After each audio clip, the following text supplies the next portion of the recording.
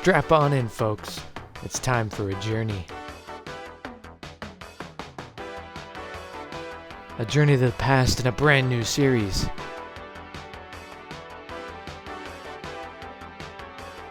We delve into the weird and strangeness that is nostalgia and someone's childhood.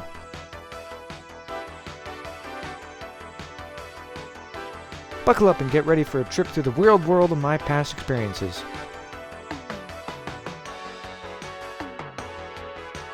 It's time for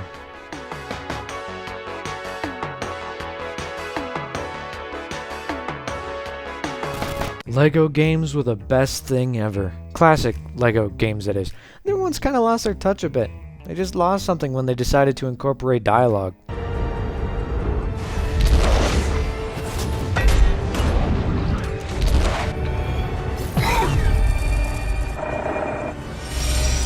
On my mark.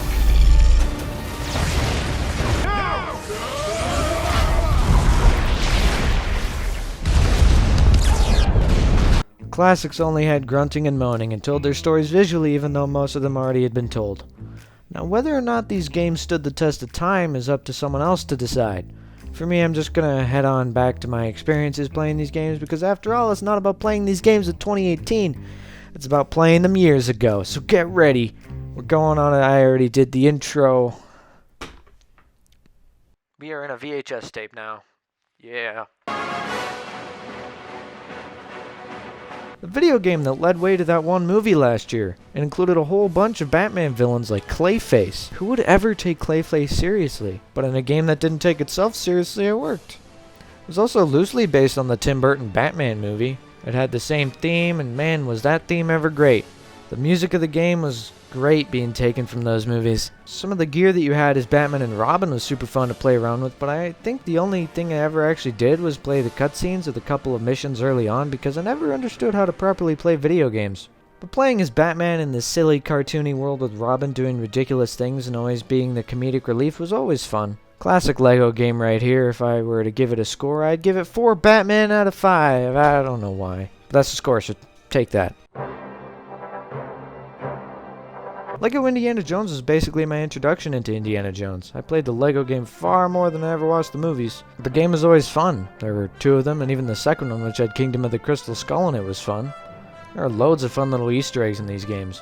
But the best part of these Lego games is always playing with other people, and I remember being the youngest one, always messing things up. The other person would always want to explore the entire area and get all the trophies and coins and everything to unlock everything. These were always the games that you could 100% pretty easily. But then I'd just move on to the next point because I didn't understand what video games were. But there was still a lot of fun to be had with Lego Indiana Jones. Lego Harry Potter got 2 games, so we're going to talk about both of them. First up was years 1 through 4. The more lighthearted half of the franchise, I'd say.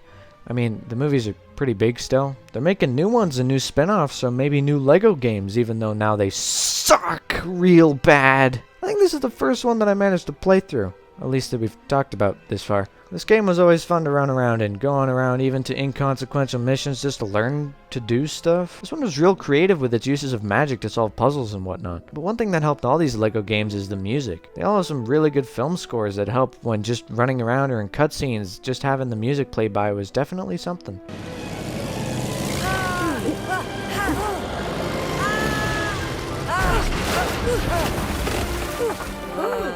But there was another Harry Potter game, years 5 to 7. The darker half, I guess, even though music of 5 would trick you into thinking otherwise. This one basically functioned the same as the last, but visually looked more impressive and updated.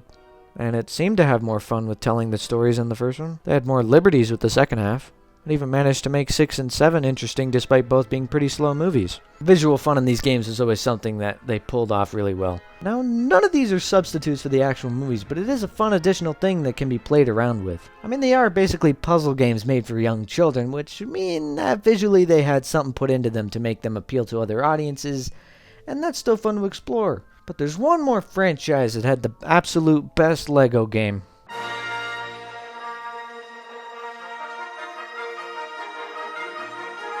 An absolute classic this game is. And by that I still mean go through the cutscenes and play the couple of missions I knew I could finish, but still, this game is a classic. This game is like an untapped meme goldmine for something like prequel memes, I'm telling you. This game made the prequels interesting by making some fun levels amongst a story that wasn't very good to begin with. And the fact that there's no dialogue improved it, because if some of the prequel writing was in the game, it would not have aged well. I don't like sand. It's coarse and rough and irritating, and it gets everywhere. But then you get the original trilogy, and recreating some iconic scenes from those movies with Lego fun was always a sight to see.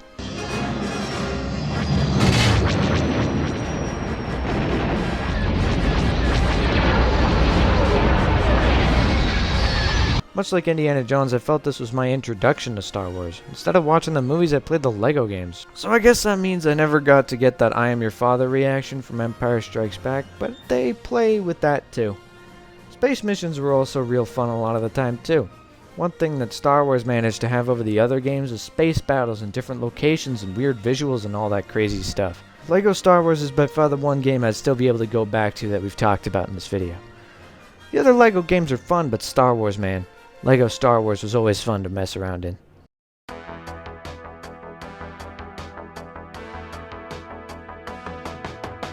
So those are some classic Lego games that I used to play a lot of the time. This has been a trip into nostalgia, really just my brain, because I have no idea if anyone else shared these experiences. But if you did have some stuff to say about these classic games, then leave a comment or whatever, I don't know. So I hope you enjoyed this new series I'm trying out. Also, I made some series-specific logos and intros, so I'll be having some fun with a lot of that kind of stuff. Alright, so what's the issue in this story I'm making up? I mean, this predicament I've written myself into? I mean, well, you and I are the only living organisms to exist. What are you going to do? Well, I'm going to, play some old Lego games. Alright, there we have it, a new series. So this will be the end of this episode, and I will see you guys later.